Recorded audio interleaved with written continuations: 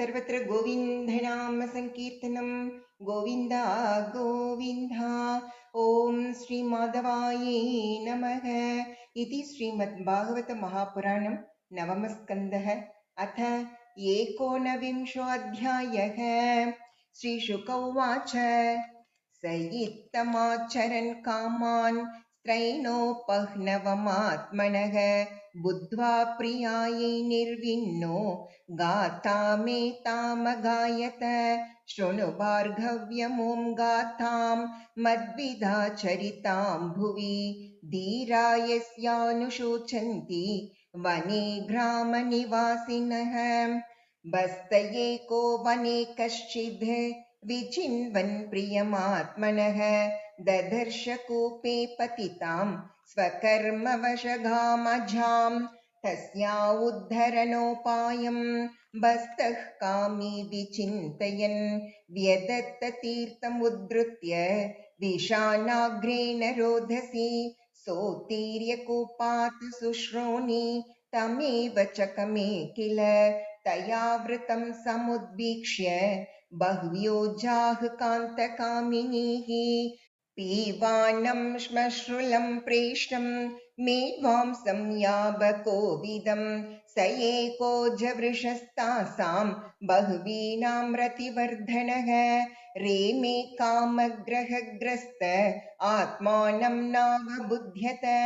तमेव प्रेष्टतमया रममाणमजान्यया विलोक्य कूपसंविघ्ना नामृष्यद्भस्तकर्म तत्।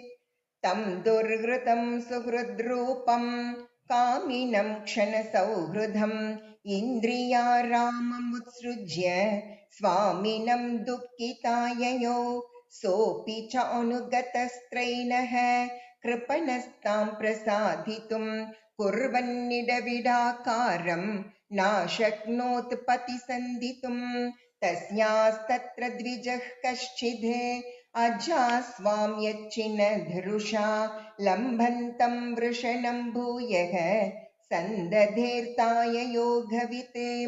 सम्बद्धवृषणः सोऽपि यजया कोपलब्धया कालं बहुतितं बद्री कामैर्नात्याभितुष्यति। तथाहं कृपणः शुभ्रो भवत्याः प्रेमयन्त्रितः आत्मानं नाभिजानामि मोहितस्तव मायया। यत्पृथिव्यां व्रीहियवं हिरण्यं पशवः स्त्रियः न दुह्यन्ति मनः प्रीतिं पुंसः कामः तस्य ते। न जातु कामः कामानाम् उपभोगेन शाम्यति हविषा कृष्णवर्त्मेव भूय एवाभिवर्धते। यथा न कुरुते भावं सर्वभूतेष्वमङ्गलम् समदृष्टेस्तथा पुंसः सर्वा सुखमया दिशः। यादुस्त्यजा दुर्मतिभिः जीर्यतो या न जीर्यते तां तृष्णां दुःखनिवहां शर्म कामो धृतं त्यजेत्। मात्रा स्वस्रा दुहित्रा वा नाविविक्ता सनो भवेत्। बलवान् इन्द्रियग्रामो विद्वांसम् अपि कर्षति। पूर्णं वर्षसहस्रं मे विषयान् सेवतो सकृत् तथापि चानुसवनं तृष्णा तेषूपजायते।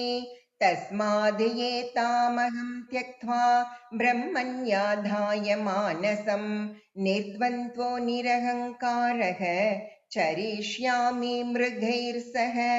दृष्टं श्रुतमसद्बुद्ध्वा नानुध्यायेन्न संविशेत्। संसृतिं चात्मनाशं च तत्र विद्वान् सात्मदृक्। इत्युक्त्वा नागुषो जायां तदीयं पूरवेवयः तत्त्वा स्वां जरसं तस्माद् आधते विगतस्पृहः।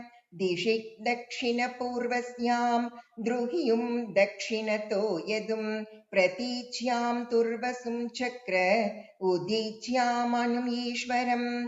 भूमण्डलस्य सर्वस्य भूरुमर्हत्तमं विशाम् अभिषिच्याग्रजांस्तस्य वशे स्थाप्य वनं ययो आसेवितं वर्षपूगान् षड्वर्गं विषयेषु सह क्षणेन मुमुचे नीडं जातपक्ष इव द्विजः स तत्र निर्मुक्तसमस्तसङ्घ आत्मानुभूत्या विदुतत्रिलिङ्गः परिमले ब्रह्मणि वासुदेवे लेभे गतिं भागवतीं प्रतीतः श्रुत्वा घातां देवयानी मेने प्रस्तोभमात्मनः स्त्रीपुंसो स्नेहवैक्लव्यात् परिहासं इवेरितं सासं निवासं सुहृदां प्रपायाम् इव गच्छतां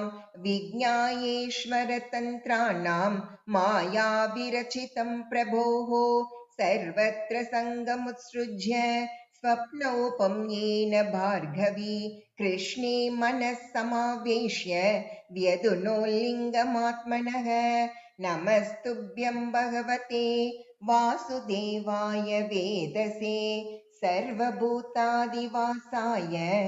शान्ताय बृहते नमः। ॐ इति श्रीमद्भागवते महापुराणे पारमहंस्यां संहितायां नवमस्कन्धे 19विंशोऽध्यायः। अथ सर्वत्र गोविन्दनाम संकीर्तनं गोविन्द गोविन्द। ॐ सर्वत्र गोविन्दनाम संकीर्तनं गोविन्द गोविन्द। ॐ श्रीमाधवायै नमः। इति श्रीमद्भागवत महापुराणं नवमस्कन्धः अथ 20 श्रीशुक उवाच पुरोर्वंशं प्रवक्ष्यामि यत्र जातोऽसि भारत यत्र राजर्षयो वंश्याः ब्रह्मवंश्याश्च जज्ञिरे जनमे जयो युभूत् पुरोः प्रचिन्वांस्तत्सुतस्ततः प्रवीरोत्तनमस्युर्वै तस्मात् चारुपदो अभवत् तस्य सुद्युरभूत् पुत्रः तस्मात् बहुगवस्ततः संयातिस्तस्याहं याति रौद्राश्वस्तत्सुतस्मृतः ऋतेयुस्तस्य कुक्षेयुः स्तण्डिलेयुः कृतेयुकः जलेयुः सन्ततेयुश्च धर्मसत्यव्रतेयवः दशैतेप्सरसः पुत्राः वनेयुश्चावमस्मृतः घृताच्याम् इन्द्रियाणीव मुख्यस्य जगदात्मनः ऋतेयोरन्दिपारोऽभूत् त्रयस्तस्यात्मजा नृप सुमतिर्ध्रुवो प्रतिरतः कण्वो प्रतिरतात्मजः तस्य मेधातिथिस्तस्मात् प्रस्कन्वाध्याद्विजातयः पुत्रो भूत् सुमतिरैभ्यो दुष्यन्तस्तत्सुतो मतः दुष्यन्तो मृगयां यातः कण्वाश्रमपदं गतः तत्रासीनां स्वप्रभया मण्डयन्तीं रमां इव विलोक्य सद्यो मुमुहे देवमायाम् इव स्त्रियं बभाषे तां वरारोहां भटैर्कतिपयैर्वृतः तद्धर्षणप्रमुदितः सन्निवृत्तः परिश्रमः पप्रच्छ कामसन्तप्तः प्रहसन् श्लक्ष्णया गिरा का त्वं कमलपत्राक्षी कस्यासि हृदयङ्गमे किं वा चिकीर्षितं त्वत्र भवत्या निर्जने वने व्यक्तं राजन्यतनयां वेद्म्यहं त्वां सुमध्यमे न हि चेतः पौरवाणाम् अधर्मे रमते क्वचित् शकुन्तलोवाच विश्वामित्रात्मजैवाहं त्यक्ता मेनकया वने वेदैतद्भगवान् कण्वो वीर किं करवामते आस्यतां यरविन्दाक्ष गृह्यतामर्हणं च नः भुज्यतां सन्ति निवाराः उष्यतां यदि रोचते दुष्यन्त उवाच उपपन्नम् इदं शुभ्रो जातायाः कुशिकान्वये स्वयं हि वृणते राज्ञां कन्यकाः सदृशं वरम् ओमेत्युक्ते यथा धर्मम् उपयेमे शकुन्तलां गान्धर्वविधिना राजा देशकालविधानवित् अमोघवीर्यो राजर्षिः महिष्यां वीर्यमाददे श्वोभूते स्वपुरं यातः कालेनासूतसासुतं कन्वः कुमारस्य वने चक्रे समुचिताः क्रियाः बद्ध्वा मृगेन्द्रांस्तरसा क्रीडति स्म स बालकः तं दुरज्ञय विक्रान्तम् आदाय प्रमदोत्तमा हरेरंशांशसम्भूतं भर्तुरन्तिकमागमते यथा न जगृहे राजा भार्या पुत्रावनिन्दितौ शृण्वतां सर्वभूतानां के वागाः शरीरिणी माता भस्त्रा पितुः पुत्रो येन जातः स एव सः भरस्वपुत्रं दुष्यन्त मावमंस्ता शकुन्तलां रेतोधाः पुत्रो नयति नरदेव यमक्षयात् त्वं चास्य धाता गर्भस्य सत्यमाग शकुन्तलां पितर्युपरते सोऽपि चक्रवर्ती महायशाः महिमा गीयते तस्य हरेरंशभुवो पुवी चक्रं दक्षिणहस्तेस्य पद्मकोशोऽस्य पादयोः ईजे महाभिषेकेन सोऽभिषिक्तोऽधिराड्विभुः पञ्चपञ्चाशतामेध्यैः गङ्गायामनुवाजिभिः मामतेयं पुरोधाय यमुनायामनुप्रभुः अष्टसप्ततिमेध्याश्वान् बबन्ध प्रदधद्वसु भरतस्य हि दौष्यन्तेः अग्निः साची गुणेचितः सहस्रं बद्वशो यस्मिन् ब्राह्मणाघा विभेजिरे त्रयस्त्रिंशच्छतं ह्यश्वान् बद्ध्वा विस्मापयन् नृपान् दौष्यन्तिरत्न्यघान्मायां देवानां गुरुमाययो मृगान् शुक्लदथ कृष्णान् हिरण्येन परिवृतान् अधात् कर्मणि नियुतानि 14 भरतस्य महत्कर्म न पूर्वे न परे नृपाः नैवापुर्नैव प्राप्स्यन्ति बाहुभ्यां त्रिधिवं यथा किरातहूनान्यवनान्धरान् कङ्कान् कशाञ्चकान् अब्रह्मण्यान् नृपांश्चाहन् म्लेच्छान् दिग्विजये किलान् जित्वा पुरासुरा देवान् ये रसौकांसि बेजिरे देवस्त्रियो रसां नीताः प्राणिभिर्पुनराहरत् सर्वकामान् दुदुहतुः